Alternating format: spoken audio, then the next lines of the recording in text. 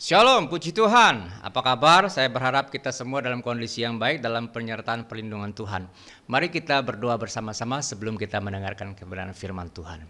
Tuhan Yesus, terima kasih untuk kesempatan kali ini. Tuhan masih memperdengarkan kepada kami sekalian kebenaran firman Tuhan. Menolong setiap kami dimanapun kami berada untuk mendengarkan kebenaran firman Tuhan. Pakai firman Tuhan pada kesempatan ini untuk boleh menjadi rema dalam kehidupan kami. Kami siap diberkati Tuhan. Di dalam nama Tuhan Yesus kami berdoa. Amin. Baik, sidang jemaat kasih Tuhan, kondisi COVID hari ini masih belum selesai dan kita belum tahu sampai kapan selesai. Namun di dalam penyertaan Tuhan kita jangan pernah khawatir. Kesempatan ini saya ingin membawakan satu tema, yaitu jangan menyerah. Terambil dari Mazmur pasal yang ke-130 ayat pertama hingga ayat yang ke-8. Demikian firman Tuhan saya akan bacakan. Seruan dari dalam kesusahan, nyanyian ziarah dari jurang yang dalam, aku berseru kepadamu ya Tuhan. Tuhan, dengarkanlah suaraku, biarlah telingamu menaruh perhatian kepada suara permohonanku. Jika engkau ya Tuhan mengingat-ingat kesalahan-kesalahan, Tuhan, siapakah yang akan dapat tahan? Tetapi padamulah ada pengampunan supaya engkau ditakuti orang. Aku menanti-nantikan Tuhan, jiwaku menanti-nanti dan aku mengharapkan firman-Nya. Jiwaku mengharapkan Tuhan lebih daripada pengawal, mengharapkan pagi, lebih daripada pengawal, mengharapkan pagi. Berharaplah kepada Tuhan, hai Israel, sebab pada Tuhan ada kasih setia dan Ia banyak kali mengadakan pembebasan. Dialah yang akan membebaskan Israel dari segala kesalahannya. Siapa yang tidak pernah takut hari ini? Semua orang pernah merasakan ketakutan. Dan berapa kali kita pernah menyerah dalam hidup ini? Ada dalam banyak kesempatan saya pun merasakan hal yang sama. Tapi mari dalam kesempatan ini kita mau belajar bahwa Tuhan adalah sumber pengharapan kita. Daud pernah mau menyerah. Daud pernah mengalami keputusasaan. Namun hari ini kita mau belajar dari seorang Daud. Bagaimana kita mengantisipasi ketika kita dalam posisi mau menyerah. Pelajaran pertama dari seorang Daud adalah ketika kesulitan hidup, kesusahan itu dia datang berseru kepada Tuhan bahwa kita tidak boleh menyerah dan gagal di dalam kondisi hari ini. Apapun pergumulan, persoalan yang kita alami hari ini membuat banyak orang takut. Kalau kita melihat belakangan ini, 1 tahun terakhir ya, kalau kita boleh lebih tajam, dalam 3 bulan terakhir ada begitu banyak orang yang menyerah. Banyak pengusaha yang hari ini menyerah. Dalam kondisi COVID, Tuhan masih izinkan saya meskipun melakukan pertemuan sebagian masih offline dan sebagian menggunakan Zoom atau Google Meet. Dan saya menemukan curahan-curahan hati dari teman-teman pengusaha atau customer yang ketika kita bicara dari hati ke hati, mereka berkata, bagaimana Pak kami bisa bertahan dalam kondisi seperti ini. Karyawan kami sudah hampir 60% harus dirumahkan, sebagian dari sana juga sudah lepas dan tidak lagi bisa bekerja. Sedangkan perusahaan juga tidak bisa membayar kewajiban-kewajiban, terutama kewajiban yang harus dibayarkan ke prinsipal yang ada di luar negeri. Dan banyak pengusaha juga berkata, sebagian yang saya kenal berkata, sepertinya saya tidak bisa melalui tahun 2020. Sepertinya harus bukan hanya reshuffle perusahaan, tapi memang betul-betul kita berkata, selamat tinggal untuk bisnis yang sudah kami bangun puluhan tahun. Bahkan teman-teman sepelayanan yang juga di gereja, dalam hal ini adalah sinode, banyak juga berkeluh kesah. Pergumulan yang sangat berat ini membuat banyak orang akhirnya menyerah. Saya menyampaikan renungan ini karena saya teringat teman pelayanan saya di dalam Facebooknya, dia menyatakan satu kalimat, saya sudah nyaris hampir pada posisi asa terakhir. Saya membayangkan seorang hamba Tuhan yang saya kenal beliau cukup lama, dan di dalam menyampaikan kebenaran firman Tuhan dia selalu dengan berapi-api dan positive thinking. Tapi dalam kondisi demi hari ini, saya sangat terkejut ketika saya membaca status di Facebooknya bahwa dia sudah nyaris menyerah. Dia didera oleh penyakit dan hari ini bukan hanya beliau menghadapi pergumulan itu. Sahabat baik saya juga dipanggil pulang Tuhan karena COVID-19. Hanya dalam kurun waktu kurang dari 10 hari. Dan itu memberikan dampak sampai hari ini istrinya juga mengalami kesulitan hidup yang luar biasa. Saya mengenal salah satu hamba Tuhan dari GKRI. Ketika dia berjuang luar biasa dan dipanggil pulang Tuhan beberapa waktu yang lampau, istrinya mengalami keterpurukan yang luar biasa, kehilangan semangat hidup, dan nyaris mau menyerah. Punya anak yang masih kecil-kecil. Dan mereka berkata, apa yang harus saya lakukan? Dan pergumulan yang demikian bukan tidak sedikit dialami oleh anak Tuhan hari ini. Posisi jangan menyerah sepertinya mudah sekali diucapkan, tapi sangat sulit ketika persoalan itu menerpa setiap orang, termasuk saya hari ini. Oleh karena itu kebenaran firman Tuhan mengajarkan kita tidak boleh menyerah. Karena apa? Karena Allah tidak pernah gagal. Saya percaya bahwa kejadian pandemi yang menimpa lebih dari 200 negara ini, itu seizin Tuhan. Tidak mungkin satu peristiwa yang dirancangkan oleh manusia jika Tuhan tidak mengizinkan itu tidak akan terjadi. Namun ketika Tuhan mengizinkan pasti Tuhan punya maksud. Dan dampak dari pandemi ini memang dirasakan semua orang. Dan itu mengapa kita tidak boleh menyerah. Karena kita tahu Allah tidak pernah gagal dan Tuhan pasti punya rencana di balik ini semua. Sebagai anak Tuhan, sebagai umat Tuhan, kita jangan pernah menyerah. Dan tidak ada alasan bagi kita untuk menyerah di dalam Tuhan. Pelajaran kedua adalah kita tidak boleh menyerah karena memang Tuhan punya rencana di balik ini yang memang sampai hari ini semua orang kembali kepada Tuhan, bertanya berseru kepada Tuhan. Tuhan, apa rencana Tuhan bagi hidupku, bagi pelayananku, bagi pelayanan, bagi pekerjaan. Ketika saya berdiskusi dengan sahabat saya ketika kami membahas masalah pekerjaan di perusahaan kami. Kami berkata, ini bagaimana ya, kondisi seperti ini pasti tidak ada pemasukan. Kalaupun ada pemasukan sangat-sangat kecil. Dan bagaimana karena kondisi COVID ini kita harus membuat planning untuk tahun yang akan datang. Bukan perkara yang mudah. Namun saya percaya bahwa ketika Tuhan mengizinkan semua ini terjadi, Tuhan juga menyediakan solusinya. Dan luar biasanya adalah ketika momen yang sangat sulit ini, Tuhan buka jalan. Ada begitu banyak pintu yang Tuhan bukakan. Nah, saya berkata Tuhan kalau izinkan ini terjadi, itu karena Tuhan sangat baik. Tuhan memperhatikan setiap kita. Dan janjinya ya dan amin. Oleh karena itu kita tidak boleh menyerah di balik kesukaran hidup itu karena ada maksud Tuhan.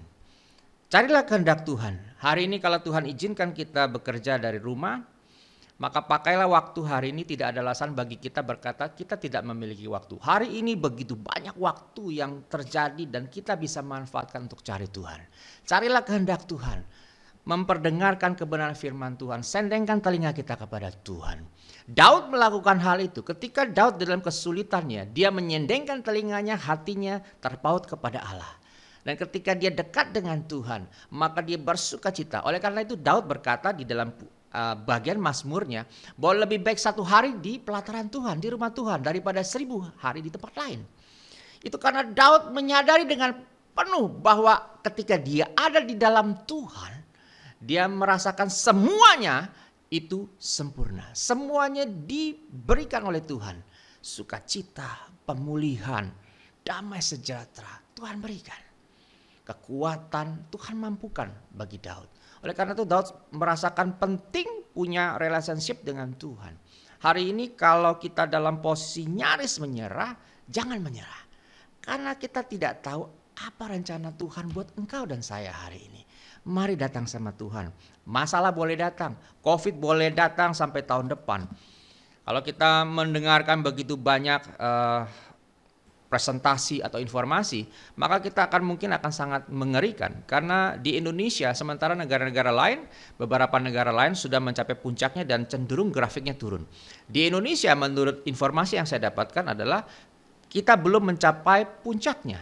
Diperkirakan tahun yang akan datang, bahkan diprediksi tahun 2022 baru Indonesia akan mengalami grafik yang akan menurun secara signifikan seiring dengan vaksin yang akan diproduksi massal. Kita harus memiliki satu sikap yang positif bahwa memang vaksin akan diproduksi di awal tahun yang akan datang. Namun demikian mengingat jumlah penduduk Indonesia yang sangat besar, hampir 270 juta orang, 40% dari sana cukup banyak. Dan itu memerlukan waktu bagi pemerintah untuk memproduksi vaksin secara massal. Dan itu berarti jika engkau dan saya hari ini tidak menjaga kesehatan, social distancing, menggunakan masker, cuci tangan, sabun, mandi bersih, maka virus ini siap menanti engkau dan saya. Hari ini kita bisa menyaksikan teman-teman, mungkin Bapak Ibu sekalian juga menyadari bahwa mungkin ada di antara saudara kerabat yang hari ada di Rumah Sakit Soroso atau di Wisma Atlet. Ada begitu banyak antrian hari ini karena tempat yang terbatas. Oleh karena itu kita perlu menjaga hati kita, jaga kesehatan kita supaya kita tetap sehat. Oleh karena itu jangan menyerah hari ini, jangan mengambil satu keputusan yang keliru. Hal yang kedua adalah di balik masalah pasti ada maksud Tuhan. Yang ketiga kita pelajari adalah ketika persoalan ini datang, kita tidak boleh menyerah karena mukjizat datang tepat pada waktunya. Mukjizat dari Tuhan itu selalu tepat pada waktunya. Dan saya dalam kesempatan ini banyak sekali diberikan kesempatan Tuhan menyaksikan dari teman-teman yang ketika mereka sudah mulai mengeluh, merasakan hopeless, tidak ada solusi. Tapi ketika kita memberikan kabar baik, kita sampaikan kepada mereka, jangan pernah putus harapan. Dan ketika mereka kembali kepada Tuhan, termasuk saya datang kepada Tuhan, kita bisa menyaksikan bahwa mukjizat Tuhan masih berlaku sampai hari ini. Percayakah saudara bahwa mukjizat Tuhan masih terjadi? Firman Tuhan itu ya dan amin. Alami kuasa Tuhan. Alami mukjizat Dia. Percayalah kepada Dia. Bahwa Tuhan tidak pernah tinggalkan engkau dan saya. Meskipun hari ini sangat menakutkan kondisi COVID-19. Kita tidak pernah tahu kapan Indonesia ini akan dibuka oleh banyak negara. Bayangkan di dalam 1 bulan terakhir Indonesia di-ban. Atau kita tidak boleh berpergian ke negara-negara sahabat kita. Itu lebih dari 59 negara. Akhirnya dalam suatu job Indonesia ditakuti juga oleh banyak negara dalam hal penyebaran virus COVID-19. Ini bukan satu hal yang membanggakan kita karena penyebaran di Indonesia sekarang per hari sudah tembus lebih dari 4.600 yang terkena dampak dari virus ini. Nah, oleh karena itu kita tidak boleh menyerah, percaya bahwa mukjizat Tuhan pasti terjadi tepat pada waktu Tuhan. In His time. Percayalah dan jangan pernah ragu. Hal yang lain kita pelajari dari Mazmur 130 adalah yang berikutnya adalah bahwa kita tidak boleh menyerah karena kita tahu bahwa Tuhan tidak pernah memberikan atau memberikan kita ujian melebihi kemampuan kita. Hari ini semua orang mengalami hal yang sama. Saya bacakan adalah satu bagian lain yang sangat indah yaitu dari Mazmur pasalnya yang ke-31 ayatnya yang ke-15. Ini sangat indah sekali. Ayat 15 dan ayat yang ke-17. Demikian firman Tuhan. Mazmur 31 ayatnya yang ke-15 dan 17. Demikian firman Tuhan. Tetapi aku, kepadamu-lah aku percaya, ya Tuhan. Aku berkata, Engkaulah Allahku. Ayat 17, buatlah wajahmu bercahaya atas hambamu. Selamatkanlah aku oleh kasih setiamu. Selalu ada pengharapan. Di situasi yang luar biasa menakutkan ini, yang kita semua merasakan ketakutan, Tuhan ada untuk engkau dan saya. Lalu bagian yang lain, ayat yang ke-16 saya akan bacakan. Masa hidupku ada di dalam tanganmu. Lepaskanlah aku dari tangan musuh-musuhku dan orang-orang yang mengejar aku. Di dalam kondisi yang sangat sulit, Daud menyadari hidupnya di dalam tangan Tuhan. Penyertaan Tuhan ada. Dan kita tidak perlu khawatir hari ini. Dan jangan pernah lupa bagian lain kita belajar dari kondisi menyerah. Kalau hari ini kita dalam posisi mau menyerah, ingatlah perkatakanlah perkataan yang mendatangkan berkat. Mazmur 31 ayat 16 ini dengan sangat jelas bahwa firman Tuhan itu memberikan positif. Dampak yang positif bagi setiap orang. Kalau hari ini kita menjumpai saudara-saudara, rekan-rekan kita, rekan bisnis, rekan pelayanan yang dalam kondisi yang mau menyerah, perkatakan kebenaran firman Tuhan. Berikan dia positive thinking. Ajak dia berpikir bahwa kesalahan terbesar ketika kita menyerah. Kenapa? Karena kita punya Tuhan Allah yang luar biasa. Daud tidak menyerah. Bagaimana mungkin kita mau juga dengan mudahnya untuk menyerah hari ini? Jangan mudah menyerah dan selalu kita jaga pergaulan kita. Bagian lain kita pelajari adalah kita perlu bergaul dengan orang-orang yang positif di sekitar kita. Kalau hari ini kita mendengar berita semuanya nyaris negatif. Hampir 99% beritanya negatif. Tidak ada yang positif. Bicara ekonomi, kita sedang resesi. Bicara luar negeri, ekonomi juga resesi. Faktor mikro dan makro, bahkan banyak pengusaha, salah satu pengusaha nasional pun menulis surat kepada Bapak Presiden. Tidak ada yang negatif, tidak ada yang positif, semuanya negatif. Dan ketika kita bicara satu dengan yang lain, ini semua menakutkan. Dan itu akan melemahkan semangat hidup kita, spirit kita. Oleh karena kita perlu bergaul dengan orang-orang yang punya pandangan yang positif. Bergaullah, ada di dalam lingkungan anak-anak Tuhan yang berpikiran dengan positif, yang saling menguatkan, saling mendoakan satu dengan yang lain. Itu yang kita rindukan bersama-sama, saling mendukung. Supaya dengan demikian kita boleh bertumbuh bersama-sama. Sebagaimana jemaat mula-mula, mereka bersatu hati, berdoa bersama-sama. Saling mendoakan, saling berbagi, saling belajar firman Tuhan. Di tengah kondisi hari ini kalau kita mau menyerah, ingat baik-baik. Tuhan tidak menyerah untuk engkau dan saya. Oleh karena itu jangan pernah menyerah. Tuhan selalu ada dan Dia selalu mengulurkan tangannya untuk engkau dan saya hari ini. Jangan pernah menyerah. Mari dalam kesempatan ini kita yakinkan diri kita bahwa Tuhan tidak pernah tinggal engkau dan saya. Ada satu bagian yang sangat indah yang saya akan bacakan, Mazmur 31 ayat yang ke-25. Demikian firman Tuhan. Janji yang sangat indah Tuhan berikan untuk setiap kita yang mendengarkan firman Tuhan. Kuatkanlah dan teguhkanlah hatimu, hai semua orang yang berharap kepada Tuhan. Demikian firman Tuhan. Kuatkanlah dan teguhkanlah hatimu.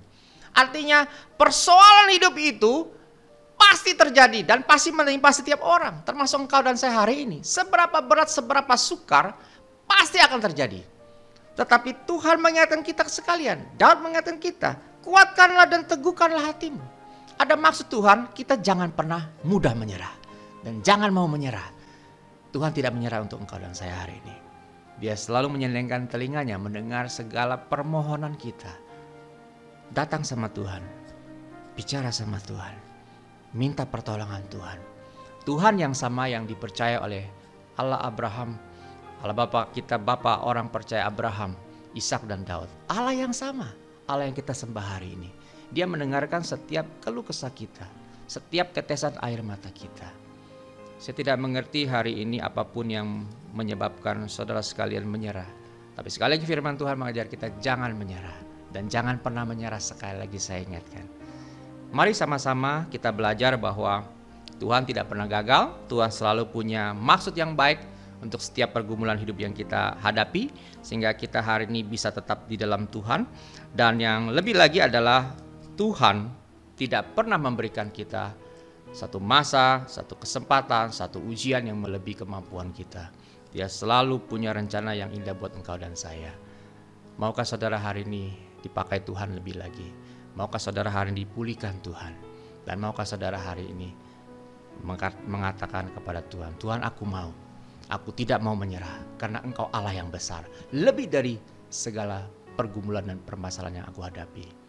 Tuhan Yesus memberkati dimanapun kita berada dan jangan pernah menyerah.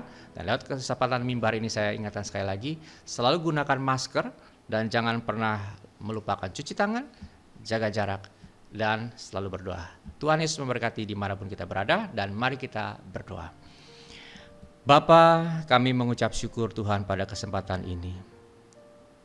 Engkau masih tetap memperdengarkan kebenaran firman Tuhan. Terima kasih Tuhan untuk kebaikan kemurahan Tuhan. Terima kasih Tuhan untuk kesempatan yang Tuhan berikan di dalam hidup kami. Napas kehidupan yang Kau berikan sangat berharga. Oleh karena Tuhan kami ingin mengisi kesempatan yang Tuhan berikan di dalam sisa hidup kami untuk memuliakan nama Tuhan. Pakailah setiap kami dimanapun kami berada Tuhan, menjadi berkat, menjadi terang dunia, sehingga setiap orang yang mendengarkan kami berbicara mendapatkan kekuatan, mendapatkan pengharapan. Karena Tuhan yang kami sembah adalah Tuhan yang hidup, Tuhan yang berkuasa. Terima kasih Bapa, berkati setiap jemaat dimanapun kami berada hari ini. Di dalam segala pergumulan hidup mereka, di dalam segala usaha jerih payah mereka lakukan, Tuhan tolong. Terima kasih Bapa, dan kami menyerahkan kesempatan hari ini untuk bangsa kami Tuhan, menolong Presiden kami Bapak Jokowi dan seluruh menteri, untuk boleh bekerja bersinergi sampai ke tingkat yang paling bawah untuk mengatasi COVID-19 ini. Tuhan menolong juga untuk setiap bangsa kami boleh berperan serta untuk menjaga jarak, untuk menjaga kesehatan mereka satu dengan yang lain. Sehingga demikian Tuhan, bangsa kami boleh segera melalui pandemi ini dengan cepat. Kami berdoa juga untuk perkembangan vaksin. Biarlah kiranya vaksin ini boleh teruji dengan baik sehingga boleh diproduksi, sehingga bukan hanya membantu untuk bangsa kami, dengan demikian juga boleh membantu bangsa-bangsa lain. Tuhan menolong juga untuk bangsa-bangsa yang lain yang saat ini sedang menguji coba vaksin yang lain. Kami berdoa Tuhan berikan hikmat kepada setiap ilmuwan yang menguji, termasuk juga menemukan vaksin yang tepat. Kami berdoa Tuhan untuk seluruh dunia, Tuhan melawat setiap kami, setiap umat Tuhan di seluruh dunia. Pakailah setiap anak-anak Tuhan dimanapun, termasuk kami di Indonesia dan di Jakarta, supaya sungguh-sungguh Tuhan kami boleh memancarkan kasih Tuhan, kami boleh menyatakan iman kami, menyatakan kasih kami, sehingga orang boleh melihat lewat kami siapa Kristus. Terima kasih Tuhan untuk semua kebaikan kemurahan Tuhan. Di dalam nama Tuhan Yesus kami berdoa, mengucap syukur dan berterima kasih. Sidang jemaat dikasih Tuhan, terimalah berkat Tuhan. Kiranya kasih daripada Allah Bapa, anugerah dan damai sejahtera daripada Tuhan kami Yesus Kristus, dan penyertaan Roh Kudus menyertai hidup saudara mulai hari ini sampai Maranatha. Tuhan Yesus memberkati. Amin. Tuhan memberkati kita sekalian.